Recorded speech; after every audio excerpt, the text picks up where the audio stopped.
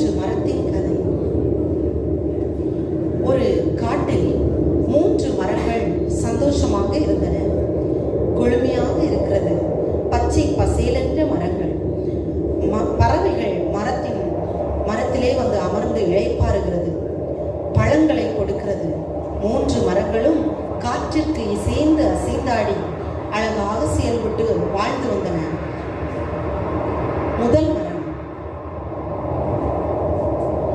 நான் மிகவும் அழகாக இருக்கிறேன், மிகவும் உயரமாக இருக்கிறேன், நான் விலை மதிக்கப்பெற்ற ராஜ அரண்மனையில் உள்ள ஒரு பொக்கிஷ பெட்டியாக நான் மாறுவேன்.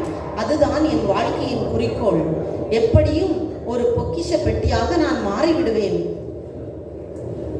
இரண்டாவது மரம், நானும் மிகவும் உயரமாக இருக்கிறேன், பார்ப்பதற்கு மிகவும் அழகாக இருக்கிறது. என்னை பார்க்க அநேக பறவைகள் என் நிழலிலே வந்து தங்கி தஞ்சமடைகின்றன. ஆனால் நான் ஒரு மிகப்பெரிய ஒரு வியாபார கப்பலாக மாறுவேன். அநேகர் பயணம் செய்வார்கள்.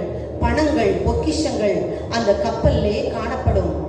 என்றாவது ஒரு நாள் என் கனவும் பலித்துவிடும். அப்படியே மூன்றாவது மரம், நான் உயரமான மரம், நானும் பல மடங்கு பயனுள்ள ஒரு பாத்திரமாக நான் மாறுவேன். என்னையும் பலர் பயன்படுத்துவார்கள். என்றாவது ஒரு நாள் என்னுடைய கனவும் பலிக்கும். இப்படியாக இந்த மூன்று மரங்களும் பல கனவுகளோடு வாழ்ந்து வந்தன.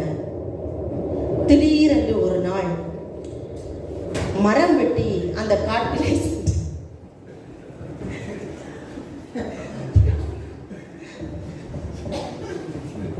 மரம் வெட்டி அந்த காட்டிலே சென்றார்.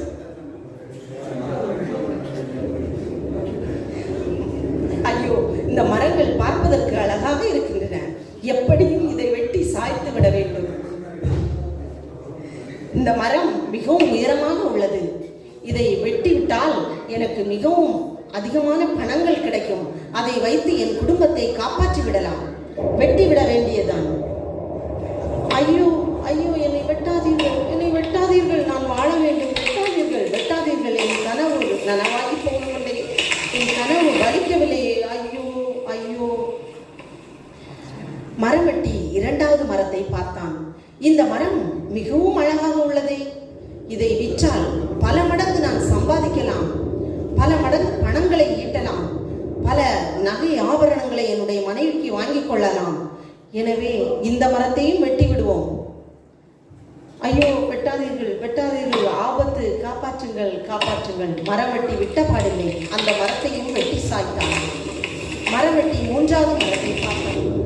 மூன்றாவது மரம் மிகவும் உயரமாக உள்ளது, இதையும் வெட்டிவிட்டால் எனக்கு அதிகமான பணங்கள் கிடைக்கும், நானும் பெரிய ஒரு தொழிலதிபராக மாறிவிடலாம். எனவே இதை வெட்டி சாய்ப்பேன். வெட்டாதீர்கள், வெட்டாதீர்கள், காப்பாற்றுங்கள், காப்பாற்றுங்கள். இவ்விதமாக இந்த மூன்று மரங்களையும் மரவெட்டி வெட்டி சாய்த்தான். அந்தோ பரிதாபம், மரங்களுடைய கனவெல்லாம் சுக்கு நூறாக உடைந்து போனது. மரங்கள் மிகவும் வேதனைப்பட்டது. ஐயோ, எங்கோ கிடக்கிறோமே, எங்களை காப்பாற்ற யாருமே இல்லையே, எங்களுடைய கனவெல்லாம் சுக்கு நூறாக போய்விட்டதே. எவ்வளவெல்லாம் கனவு கண்டேன், ராஜாவின் அரண்மனையில் அல்லவா இருக்க வேண்டும் என்று நினைத்தேன், முடியாமல் போய்விட்டதே, முடியாமல் போய்விட்டதே. இரண்டாவது மரம் கூறியது, நானும் ஒரு வியாபார கப்பலாக வேண்டும் என்று நினைத்தேனே, ஐயோ முடியவில்லையே. இப்படி வெட்டி சாய்த்து விட்டானே இந்த பாவி மனுஷன், என்னை வெட்டி சாய்த்து விட்டானே. மூன்றாவது மரமும் கூறியது, என்னையும் வெட்டி சாய்த்து விட்டான், இனி என்றைக்கு என் கனவு பலிக்கும், முடிந்தது எங்களுடைய வாழ்வு, இனி என்றைக்கு நாங்கள் நன்றாக வாழ முடியும்.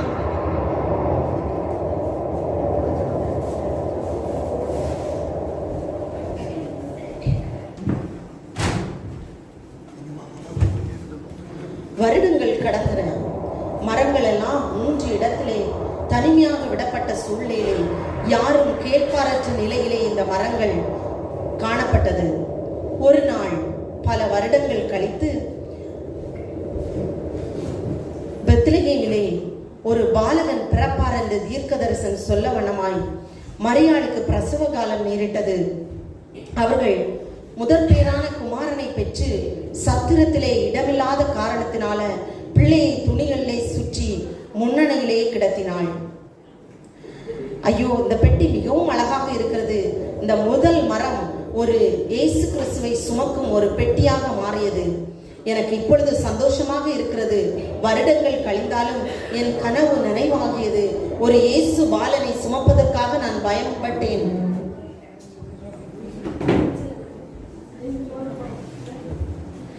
இரண்டாவது மரம்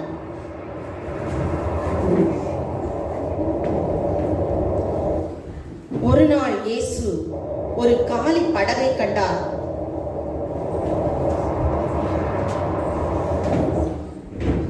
படகிலே இயேசு ஏறி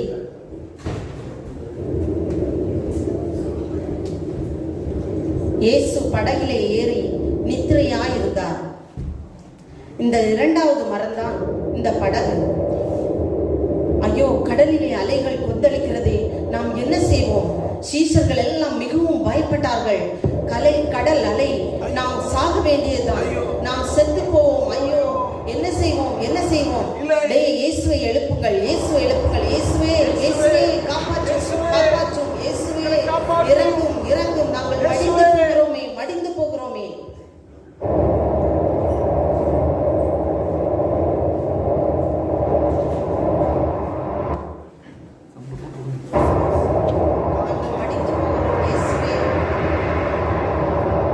காற்றே, கடலே, இறையாதே, அமைதலாயிரு. அமைதி நிலவியது. யார் இந்த இயேசு? நாமும் இவர் வழி செல்வோம். சீஷர்கள் ஆண்டவருடைய பிள்ளைகளாக மாறினார்கள். இந்த இரண்டாவது மரம் ஒரு படகாக மாறியது. இந்த மரத்திற்கு மிகவும் சந்தோஷம். பல நாட்கள் கழித்து என்னையும் இயேசு பயன்படுத்தினார். இயேசுவே உமக்கு நன்றி.